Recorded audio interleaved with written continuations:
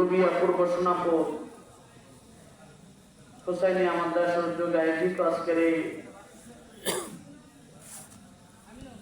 ইনামি জলসা সম্মানিত মুহতারাম সভাপতি মহোদয় সাহেব, আজকের প্রধান অতিথি, বিশেষ অতিথি যারা আলোচনা করছেন এবং পরে করবেন, আল্লাহ পাক যেন সবাইকে দ্বীনের জন্য কবুল করেন, বলেন না আমিন। আমিন। আল্লাহ পাকের শুকর আদায় করছি যে আল্লাহ পাক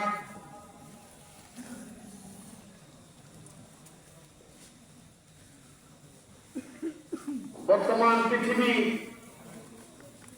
ভয়ঙ্কর পরিস্থিতিতে আল্লাহ পাকের দ্বীনের কথা বলার জন্য এবং শোনার জন্য আল্লাহ পাক একত্রিত করছেন।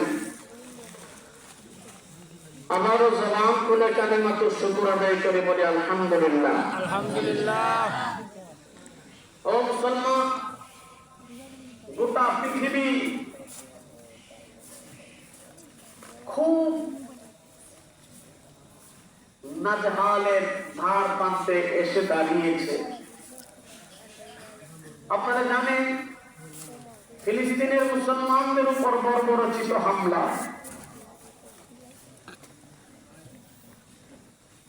যে সমস্ত ফিলিস্তিনি জিম্মিদেরকে ফিরিয়ে দিয়েছে,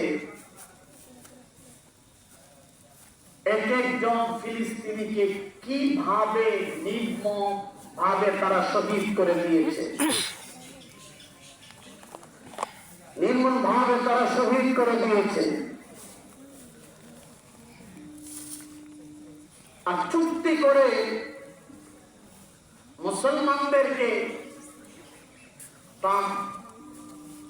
নেতানিয়াহু বলল, বাবারে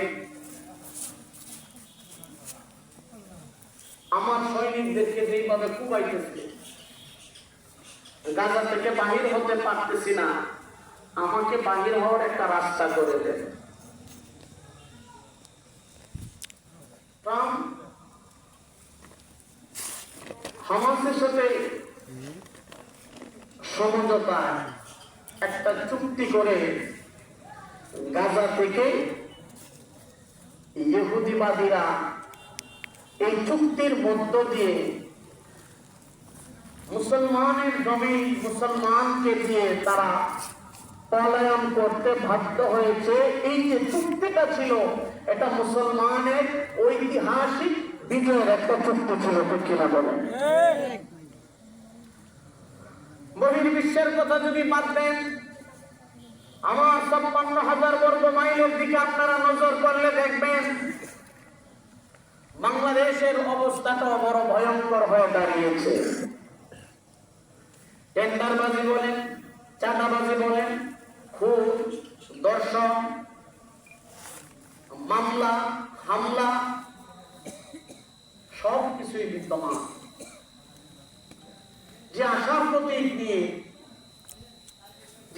প্রতীক নিয়ে ডক্টর ইউনূস সাহেবকে বসানো হয়েছিল, এদেশের মানুষ শান্তিতে বসবাস করবে, কিন্তু সেই শান্তি কিঞ্চিত পরিমাণ আমরা উপভোগ করতে পারিনি। ও মুসলমান, পরিষ্কার কথা,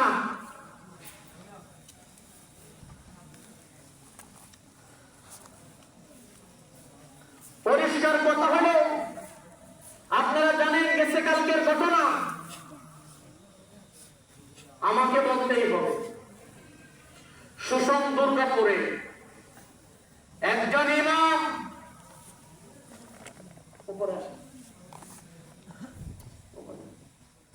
একজন ইমামকে নির্মম ভাবে প্রহার করে গোটা বাংলাদেশের ইমাম সমাজকে লজ্জিত করেছে, ঠিক কিনা বলেন? এই মুসলমান, ইমাম সাহেবের স্ত্রীর মুখ দেখার জন্য তারা নির্যাতন করেছে, মুখ দেখার জন্য অনেক ভাবে শারীরিক নির্যাতন করছে। আলহামদুলিল্লাহ, গোটা বাংলাদেশের অহংকার গোটা বাংলাদেশের আলেম সমাজের অবিসম্পাদিত নেতা বললেও চলে। দান্নামণি আমি যারে বলি, রফিকুল ইসলাম মাদানী 12 ঘন্টার আলটিমেটাম দেওয়ার কারণে এই নেতা শামীমকে পুলিশ গ্রেফতার করে হাজতে নিয়েছে। আমি বলবো শুধু তাকে হাজতে নিয়ে জামায়াতর করলে চলবে না, দিন থেরাপি দিতে হবে, ঠিক কিনা বলে? আরে তোমরা বলেন না কেন, ঠিক কিনা? আওয়াজ করে বলতে হবে, ঠিক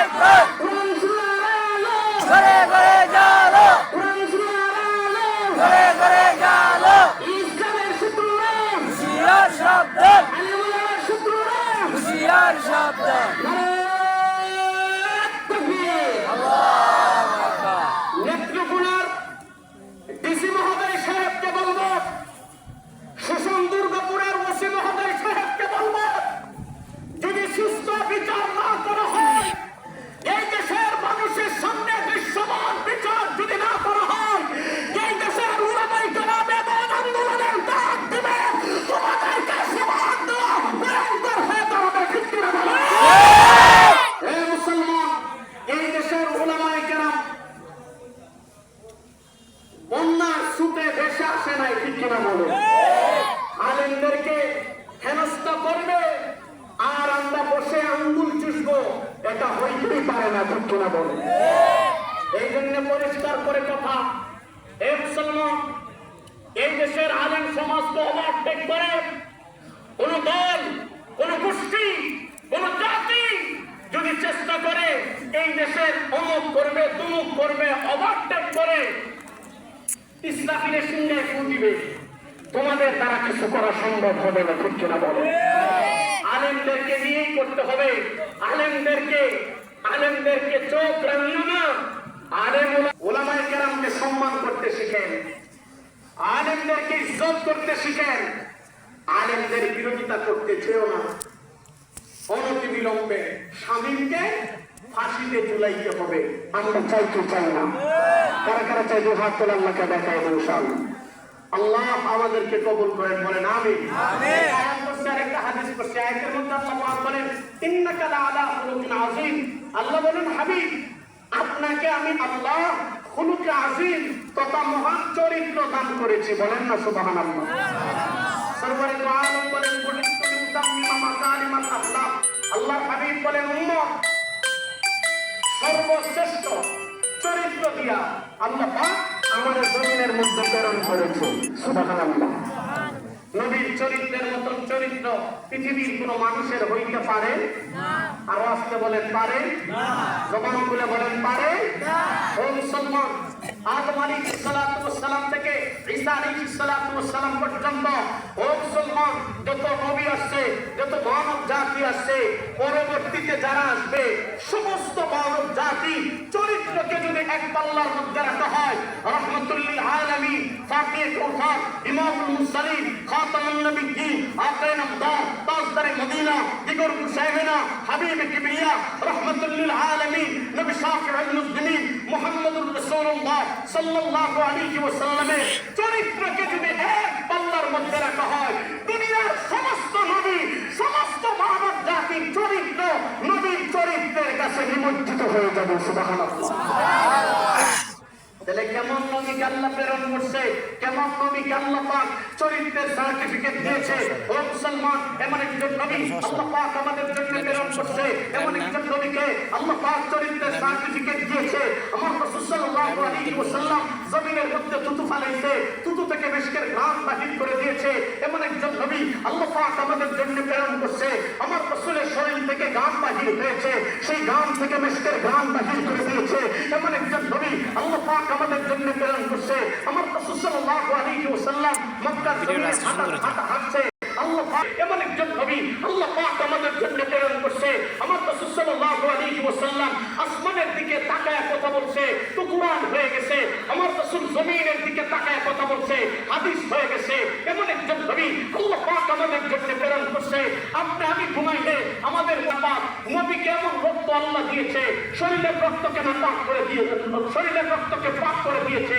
আমার রাসূলের এক ফোঁটা রক্ত কোন সাহাবী যদি পান করছে সেই শরীরটাকে জাহান্নামের জন্য হারাম করে দিয়েছে। এমন একজন নবী আল্লাহ পাক আমাদের জন্য প্রেরণ করছে। নবীর পায়ের পাতা থেকে চুলের আগ পর্যন্ত গোটা শরীর মুবারককে আল্লাহ পাক পবিত্র করে বানিয়েছে। আরেকটু জোরে বলেন না সুবহানাল্লাহ। ও মুসলমান, তাহলে নবী এমন একজন যেমন নবীকে আল্লাহ প্রেরণ করছে সেই নবীকে আল্লাহ পাক চরিত্রের সার্টিফিকেট দিয়েছে। এই জন্যই তো আল্লাহ পাক বলেন নবী যেমন পবিত্র আল্লাহ যেমন পবিত্র। আল্লাহ পাক জিনাকে প্রতিনিধিত্ব করার জন্য আল্লাহর প্রতিনিধিত্ব করার জন্য জমিনে প্রেরণ করছেন, তাকেও পবিত্র বানায় দিয়েছেন। আরেকটু জোরে বলেন না সুবহানাল্লাহ। আল্লাহ যেমন আল্লাহর নাম আল্লাহর সিফাত আল্লাহর গুণ যেমন পুত পবিত্র, আল্লাহর প্রতিনিধিত্ব করার জন্য যাকে জমিনে প্রেরণ করছেন তাকেও পবিত্র বানায় দিয়েছেন। সুবহানাল্লাহ। হে মুসলমান, এই জন্য নবী পাক, নবীর লেবাসও পাক, নবীর পাক, নবীর জবান পাক, নবী পাক, নবীর জুব্বা মুবারক পাক, নবী পাক, নবীর পাগড়ি মুবারক পাক, নবী পাক, নবীর গোটা জিন্দেগি পাক। সুবহানাল্লাহ। হে মুসলমান, সেই নবীকে আল্লাহ পাক, সেই নবীকে আল্লাহ পাক, সেই নবীকে আল্লাহ পাক চরিত্রের কথা বলছেন। কেন বললেন? তার ওয়াজহটা কি ছিল? কেন বললেন? তার কারণটা কি ছিল? ও মুসলমান, বললে লম্বা হয়ে যাবে, শুধু এতটুকু বলবো, আল্লাহ পাক কেন নবীকে চরিত্রের সার্টিফিকেট দিয়েছেন, তার কারণটা কি ছিল? অনেক আলোচনার মধ্যে একটা আলোচনা হইল আল্লাহর হাবিব মক্কার মামুন জাতিকে যখন দাওয়াত দিতেছিলেন, আইয়ুহান নাস আল্লাহ তা'বুদু ইল্লাল্লাহ, দুনিয়ার কোনো মাখলুকের গোলামি করা যাবে না। হে মুসলমান, ও নবী আসুন আপনার মুসলমান, আওয়াজ করে বলেন না যার গোলামি করতে হবে, আওয়াজ করে বলেন না তিনি কে? আল্লাহ। এত আস্তে জোরে আওয়াজ করে বলেন না কে? আল্লাহ। আল্লাহু আকবার। আল্লাহ। সেই রাসূল আল্লাহ দাওয়াত দেওয়ার কারণে মক্কার মুশরিকেরা আমার রাসূলকে পাথর মারছে, নবীকে জাদুকর বলছে, নবীকে কাহিন বলছে। ও মুসলমান, আমার হাবিব সাল্লাল্লাহু আলাইহি ওয়াসাল্লাম দাওয়াতের জন্য বাহির হইছে। মক্কার মুশরিকেরা আমার রাসূলের শরীর মুবারকের মধ্যে থুতু নিক্ষেপ করছে। এ বাজান, কেমন একটা শরীর আল্লাহ পাক আমার রাসূলকে দান করছে, যে চেহারার মধ্যে মশা মাছি বসা আল্লাহ হারাম করে দিয়েছে। সুবহানাল্লাহ বলবেন না? এবার নাম জুড়ে বলেন না সুবহানাল্লাহ। এমন একজন নবী আমার রাসূল মক্কার জমিনে দাওয়াতের জন্য বাহির হয়েছে। প্রধানমন্ত্রী আমার নবী দাওয়াতের জন্য বাহির